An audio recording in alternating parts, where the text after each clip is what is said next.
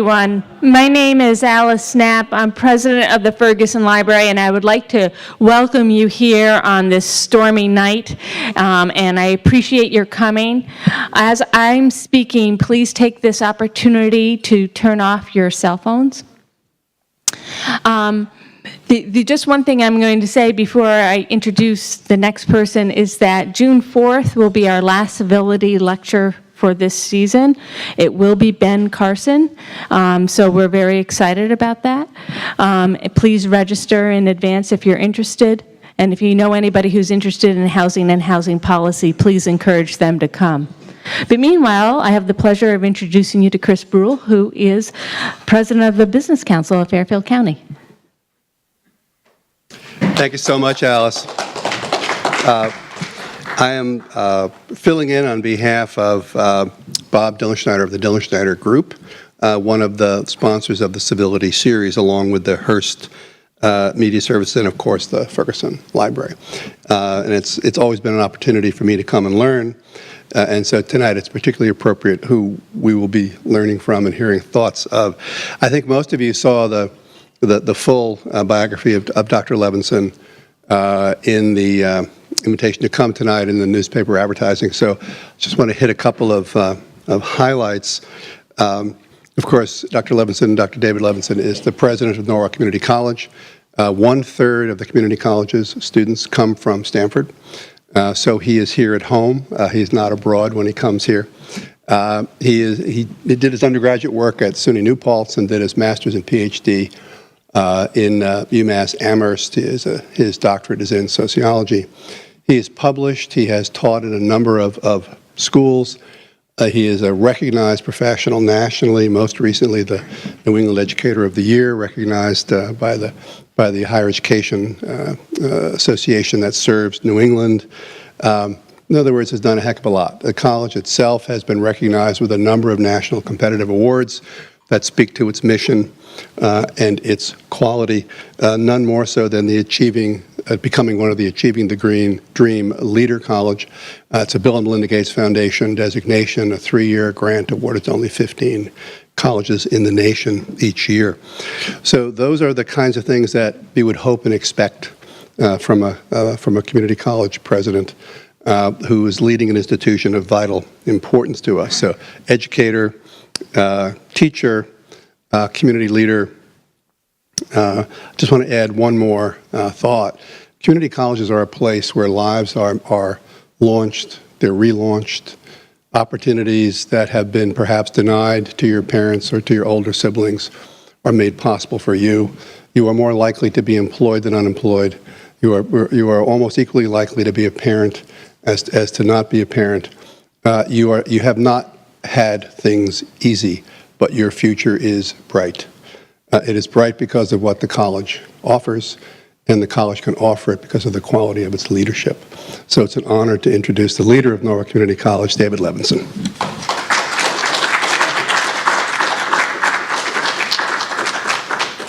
Well, thank you, Chris, for that very generous introduction. And Chris has been a long-time friend and actually was on our foundation board when I arrived in the college in 2004. And speaking of which, we have a number of foundation board members. Can you please stand? Please. And foundation employees. The foundation is a very, very important part of NCC. It's our development wing, and not only sponsoring right now 10.5 employees, but also are responsible for so many initiatives. And then also some NCC staff, Mike and Therese in the back. Which is good, because if I screw up or don't know the answer, I can tend to, point to somebody. Maura Lyons, who's on the staff, is here. My lovely wife, Evan. And thank you all for being here. And I'm sorry for the weather. It seems to be a proclivity this semester. It seems every time I'm going to do something, the weather gets in the way. So when I heard, actually from Jackie, who's on our board, and also with Lifetime Learners, when I walked into a Lifetime Learners luncheon this afternoon, Jackie said, David, it's supposed to thunderstorm at 5:30, and I honestly had not even looked at the weather, and then I said, oh my God, but thank you all for being here. So I also want to thank, Bob Dylan Schneider and Dylan Schneider Associates for sponsoring this, the Hearst Publications, Alice Knapp, the president of the Ferguson Library, thank you so much. It's really an honor to be here. I guess I'm the first act before Ben Carson, so I don't know, maybe I'm the warm-up, but let's not go there. Anyway, so civility, and one of the things that I wanted to talk about this evening is the kind of environment that I think we've created at Norwalk Community College, which to me is very special and I think all too rare in today's world. And what I want to focus on today is actually the students of Norwalk Community College, and we have some other faculty who are here today, and just what the world is like at NCC. So I thought the best way of cluing everyone in, that many of you have a direct experience, is to show a very, very short 5-minute video. This was something that was done and produced by the NCC Foundation with the support from Jen Rhee. And it's a video where our students are not only thanking the foundation for scholarship support, but you will get a sense of how grateful they are, how civil they are, how generous they are in terms of spirit. And it just really captures something that I think is so beautiful about NCC, which really charges me up every day I go to work. So just bear with me. I hope I've mastered the technology to do this.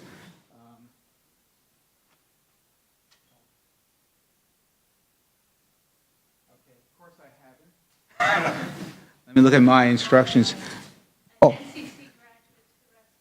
Yes. This is horrible. Thank you. I even wrote down the commands, but couldn't translate. Thank you so much.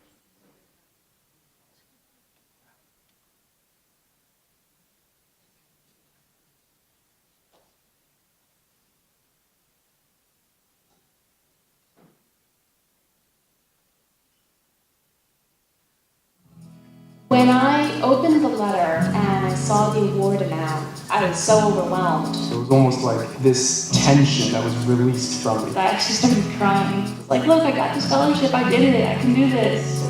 The scholarship is life-changing. It really is. It pushes you, it drives you, it motivates you, it encourages you. It's like, here is money to focus on your dream. Before that, every single day, I'm thinking to myself, well, I always have to figure out the money. And so the NCC Foundation has basically given me the ability to focus 100% on the things that matter most, and that's my education. A lot goes into being a student, like just the simple things, but they all cost money. Daycare, because I'm a single father, raising my daughter on my own. And also I have to commute. I commute from Stanford to Norwalk. So the gas, that's another bill. I have to have a cell phone on, I have to have Wi-Fi in my house. I mean, the list goes on and on and on. I couldn't afford the books. So it was that difficult. So if I couldn't afford the books, I really couldn't afford the tuition. I would not be here if not for the NCC Foundation and their scholarships. I just feel a big relief that I'm not in debt for school, because that's like my biggest worry, was to go to a four-year university and have a bunch of loans to pay afterward. The scholarship has made it so I can cut back on work. I could spend a little more time on school, work more at it, and prioritize it a little better, knowing that I don't have to be at work for 40 plus hours a week. I don't want to work, like for example, grocery store that is not really my passion. And if given the chance, I would go to a four-year college to continue my studies and take bachelor's degree. It was just all this excitement in my house when we realized that, yes, you can go to Southern because you received the scholarship and won't need to sell half a house to try and afford to go.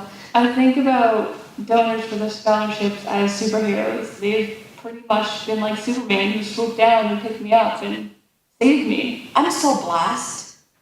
I feel I came here, I got to this country with $20 in my pocket. At Norwalk Community College, something happened that never happened before in my whole life. I found family here. And I felt they believed in me, and I started believing myself. The scholarships from the foundation helped to reinforce that I could do it. One of my jokes was always like, gee, it pays to be old and smart. And I really just don't think that I would have gone on to Columbia University.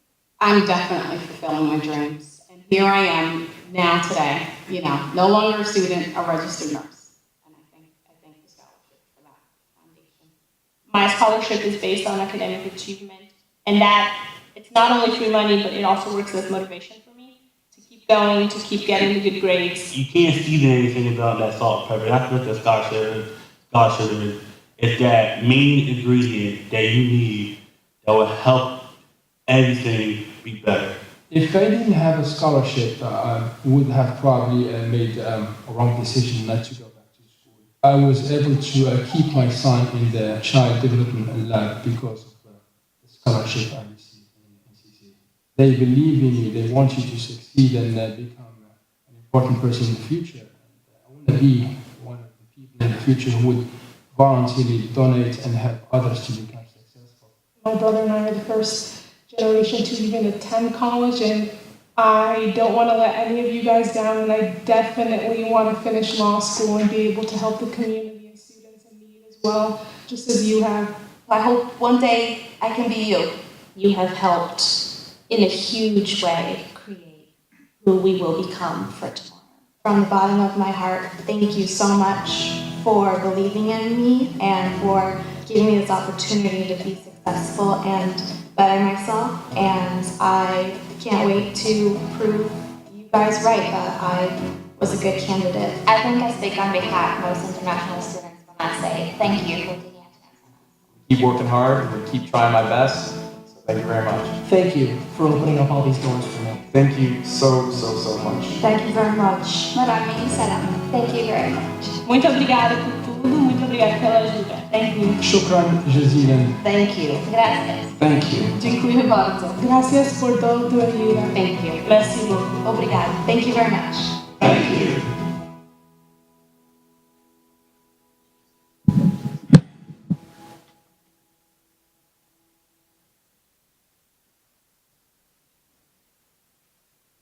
Great, well, thank you.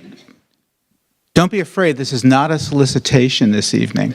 The reason I wanted to show you this video is to really get a sense of our students, their diversity, their gratitude, and very important, their civility. And also, no matter how boring I get, please stay. Our foundation is sponsoring a wonderful reception afterwards, so great food and drink and more conversation. Okay, so I thought I would just start out with talking about civility, and this is just from the Oxford Living Dictionaries. It's British English, but really just talks about the things that we often think about in terms of politeness and courteousness, this idea of being civil to one another. But also, if you look at civility, you're really talking about citizenship, engagement. I originally was going to bore you with Alexander de Tocqueville, his work, and some others, and I decided that would really put everyone to sleep. But this is, to me, what's really critical about civility, citizenship, engagement. And one of the things that I think is so wonderful about the college is not only these characteristics, but these are people who live it, who are grateful, again, who are coming from all different backgrounds, all different struggles. Their lives are often very complex, very challenging, and yet there's a spirit of collaboration, of cooperation, of support, which to me is just simply beautiful and amazing. So a little bit about NCC demographically.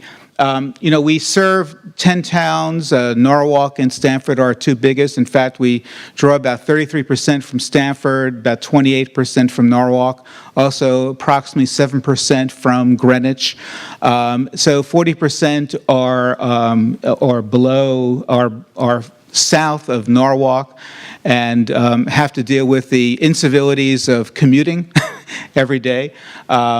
There are about 6,000 credit students any given semester, annually about 13,000. We have many thousands of non-credit students, including over 800 lifetime learners, which is part of the Rhodes Scholar Network. 59% are first generation, which is just simply amazing if you think of we're changing not only individuals' lives, but the lives of family and relatives. Majority are non-white. We're very proud to be a Hispanic serving institution, which I'll talk about a little bit more momentarily. And right now, our last census shows 63 countries and 32 languages spoken at NCC. And over a third are parents, which is a testament, again, to the fortitude of our students. We are a Hispanic serving institution, which means that we got a $2.3 million grant from the U.S. Department of Education. That grant is not only allowing us to work with our Hispanic students, and we're talking about 35% of our incoming students this year were Hispanic, but it's also providing the kind of case management, individualized attention that we're trying to provide to all of our students. Everything from reshaping our advisement structure to orientation. Again, you're dealing with the majority of students who are first-generation college students, and unlike myself, where my parents went to school, they went to parts of the City University of New York, so when I went away to school, that was revolutionary, but at least I had some background of what it meant to be in college. The majority of our students just don't have that. One of the things that I think is remarkable about NCC is the way our students are engaged in the community. One of the things that I'm very proud of is that NCC is classified by the Carnegie Foundation for the Advancement of Teaching as a community-engaged institution. Not to diss my colleague presidents, but we're the only community college in Connecticut with that designation, which reflects the community engagement of faculty, staff, and students. So we have a service learning program, and these are students who are not only volunteering their time, but importantly, integrating it within their academic program, and it just reflects how giving they are. There's also a story that I'd love to tell that a number of years ago, our foundation sent 10 students down to Nagarote, Nicaragua. It was part of a sister city engagement that the city of Norwalk has with Nagarote, Nicaragua. And it was sponsored by the advocate at that point. Dury Monsema was the publisher, and Dury was on our foundation board. And what was amazing, when these 10 students came back, they said that they really appreciate now all that they have. And these are students, again, who do not coming from tremendous affluence. They went to Nicaragua, saw poverty, and said, my goodness, how appreciative we are. What can we do to help all of these people? And again, it's just a reflection, I think, of the generosity of spirit, the collaboration of our students. We also have an interfaith center. Yes, we are a secular institution, but we have an interfaith center which provides a meditation prayer space for students, and we've done a number of things this year, and that just is an example of many of those activities. And also, very important, we are accredited by the New England Association of Schools and Colleges. And what that means is that we adhere to accreditation standards. You might have read about accreditation in the newspapers with respect to an attempt to consolidate the 12 community colleges. I'm going to be civil tonight and not talk about that. But one of the things that is very important is, looking at standards of accreditation, and one of the standards is integrity, transparency, and public disclosure. And if you read the content, is the idea of adhering to high ethical standards, open communication, shared governance, you name it. So that's a very important part of who we are. So the upshot of tonight, and I really wanted to leave time for discussion and not bore you further, is that I think the way we eradicate civility at NCC is that we bring such diversity together. You have at your seats a beautiful, beautiful brochure that we created on embracing diversity. And, at your leisure, please thumb through this, because you will see the amazing diversity. And we're talking not only about ethnicity, nationality, and race, but we're also talking about students that have challenges. So, for example, you read about a student who is deaf, who has been, who was the editor of our college paper. If you go to one of our productions at the college, you will see people who are casted, who some who have Down syndrome, right, who have all kinds of challenges, and yet the ethos of the school is to get everybody to participate and engage and to reach their highest potential, which is something I think we strive for at the college. So it is a very unique institution. It is unheard of. I think it's one of the few public institutions left, like libraries, that really bring diverse populations together.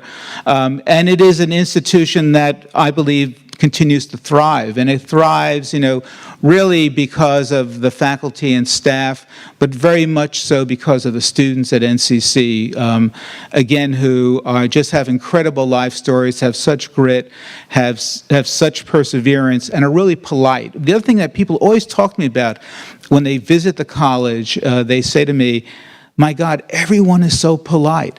Everyone holds the door, is very gentle, is very welcoming. And in fact, when I went to NCC my first time when I interviewed in the spring of 2004, what I was struck by is when I entered NCC, and I had been to some other colleges on the presidential interviewing circuit, I walked in and it just felt so welcoming. And it made me feel from the get-go, this is where I want to be. So I think that kind of spirit is very much there. And, in terms of looking at the acrimony around us, it is such a respite from what is going on, that you see students who get together, who disagree, but live together peacefully, and again, support one another. I just love, for me, this is a joyous time of year. We have all commencement, which comes up on Thursday, but I was writing down the things I've done the last week. I went to an early childhood education mentor appreciation. I went to a respiratory therapy pinning. I went to the REAL program, Reaching Excellent Academic Levels, which is a program supported by our foundation that helps students who need some extra assistance in academic preparation. Went to theirs. Went to the Lifetime Learners, both their annual meeting and also their luncheon today.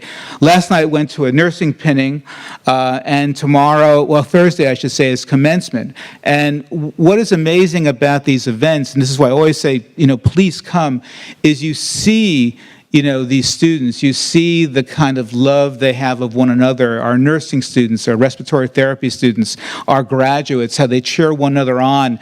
And last night was a great example of our nursing pinning, which was in the City Hall of Norwalk, standing room only. We had, I think, 61 nurses. We had over 1,000 people there. And it was just amazing. It was a real raucous crowd, but it was really fabulous. And so when you see that level of support, that level of coming together as community, and really the kind of civility that our students exude, again, thanks to the staff, faculty, and others at NCC, it to me is a really remarkable story. So I was very honored when Bob Dillenschneider of Dillenschneider Associates asked me to give this talk this evening, and wanted to share it with all of you, and want to spend really the rest of the time discussing what is happening at NCC, things that, maybe people here, I know many of you are at the college regularly, so there's probably much that you can add to what I had to say. But let's just have some discussion. And again, please stay for the wonderful reception that the NCC Foundation has generously provided this evening. So, I came to a civility, I think maybe it was 10 years ago, but they had the superintendent of schools of New York City, and you were in the audience, and you were mad at the guy because, nobody's prepared to go to Norwalk community. Right. They're learning remedial stuff that we learned in 8th grade. So how do you deal with that? I mean, I have to say it's still a challenge. Around 70% of the students that are coming to us out of Stanford and Norwalk do need at least one pre-college level course. I think we've made some strides. We've made some changes in developmental learning, and Mike Bukaris, our academic dean, just so happens to be here, so he could certainly provide more detail. But one of the things that we've done is we've accelerated the remedial developmental process so that students can get into college-level courses quicker with an additional component. Also, the other thing I love to point to is we created a high school with IBM, the Newark Public Schools, and Newark Early College Academy. And that's a school that's a middle college where students, by the time they're juniors in that high school, are college ready. And in fact, on Thursday, we will graduate a dozen students who will get their associate's degree before they get their high school degree, and either will be working for IBM or going to school. And we're trying to do something similar in Stanford and other places too. So the remediation is still a problem, and we're trying to do it in a way that we don't blame the victims, so to speak, and try to create some bridges. So I don't want to put Mike on the spot. No, that's okay.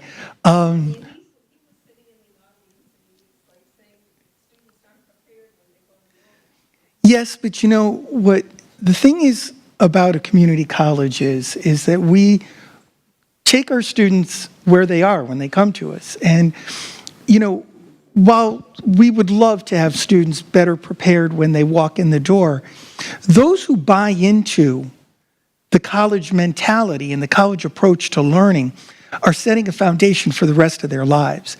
So even if we're teaching in our developmental courses things that we can say, oh, you should have learned, you know, when you were in high school, or you should have learned this before.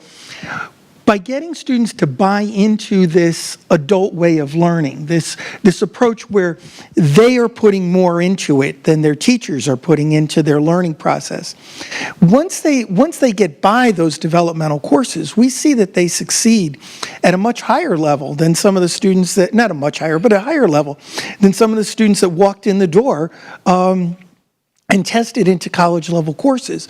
So really it's about buying in. It's about acknowledging, hey, you know what, maybe I should have done something more or whatever when I was younger. We know that, you know, from a psychology standpoint, we know that the brain continues to mature all the way to the time you're 25. And there are a lot of young adults who are finding out that they can do things that they thought they couldn't do when they were in high school. And so it's time. It's a second chance. Now, again, there may be some folks that don't buy into it and, you know, end up walking away for a little while, but with developmental, the way we teach it as an adult subject. We teach it as something where you're putting into your education. So when you walk out of our developmental courses, you're ready for the next level because you've bought into the college approach. Yeah, the only thing I would add too is we have a summer bridge program that the NCC Foundation sponsors, and that's been serving 60, 70 students each summer, which has been a really very successful endeavor. The other thing we've been doing is getting students to take our placement exams while they're still in high school, especially if they're juniors or some sophomores. And what that has resulted in is more students taking math in their senior year in high school. At least, I'm not sure at the present time, but math, 4 years of math was not a requirement in high school in Connecticut, as I understood it. And that's really made a big change, too. And the other thing, too, is now that SATs are required, are given for all juniors in high school, that also will be something helpful to us. So I think that alignment is important, and I think, as Mike said, it's a process, but it's still a challenge, and that's why the closer collaboration, and I use the Norwalk example of Newark Early College Academy, that kind of collaboration is really what we want to do, and we're doing with more and more schools and school districts. Or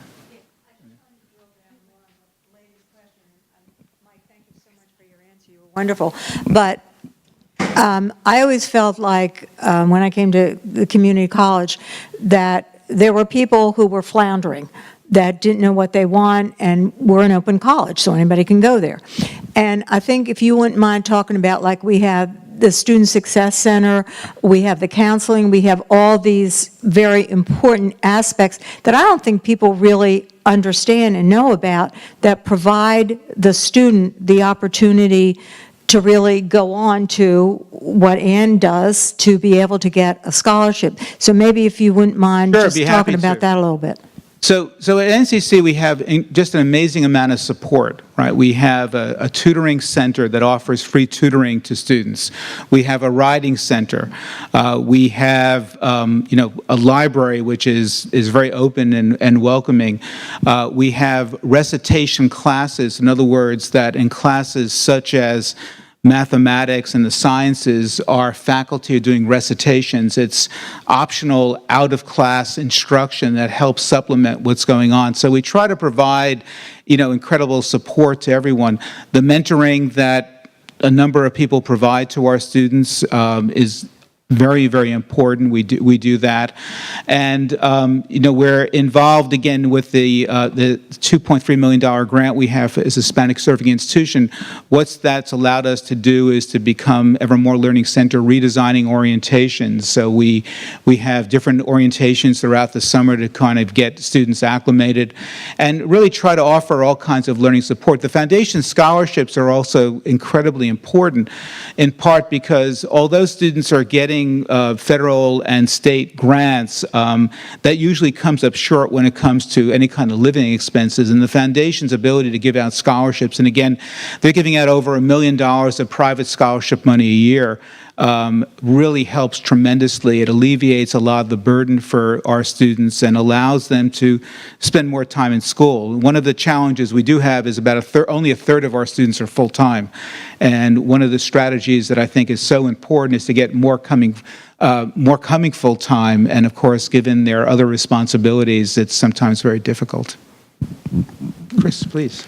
I had a question. With 62 different countries represented in the student body, with a part of our public discourse culture expressing hostility to people coming to our country, have you seen any sign of stress in the student body, concern? Is there activism, pushback? How is that rippling through the student experience?